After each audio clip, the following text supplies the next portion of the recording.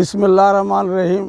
मां हबीबुल्लाह चौहान DCF पाकिस्तान भैंस colony जो सदर अवां सां मुखातिब आहियां। रात जो अज़ीम ख़बर दुकानदारनि जी तरफ़ों ऐं हिकिड़ी ख़सीस तंज़ीम जी तरफ़ों जेको हे ख़बरूं मिलियूं आहिनि, हे मन घड़त आहिनि। हिननि ते को बि फार्मर भाउ मुंहिंजो तवजो न ॾिए, ताकी हे जेको ब्लैकमेलर तंज़ीम आहे ऐं ये दुकानदार बि फार्मर भाउरनि खे ब्लैकमेल था कनि। छो त जीअं त फार्मर अॼु जे दौर में एतिरी ॾुखाई जे वक़्तु हले पियो थो जो पूरे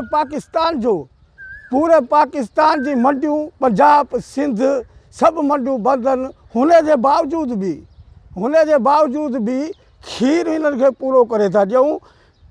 ऐं एतिरी तकलीफ़ुनि खां पोइ जेको दुकानदारनि खे 5 बजे जो गवर्नमेंट टाइम ॾिनो हो, DCF पाकिस्तान चेयरमैन शाकिर उमर साहब जी महिनत ऐं काविश सां हे 8 बजे ताईं असां कराए ॾिनो हो, ताकी असांजी को बि खीर जी रुकावट न थिए।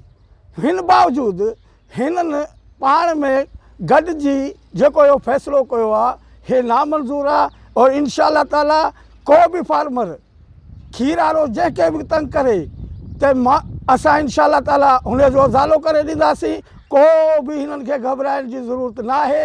ऐं खीर जा पैसा जेको बि असांखे 2510 रुपया मिलनि था, हुननि खे बाक़ाइदे सां चई छॾियो बाबा असां 2510 वठंदासीं, हिन में को असांजी गुंजाइश न आहे।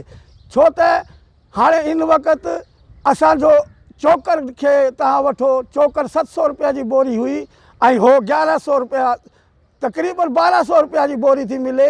पाम जी बोरी तव्हां ॾिसो, जेको असांखे 900 रुपए जी मिलंदी हुई, हो 250 रुपए जी थी मिले।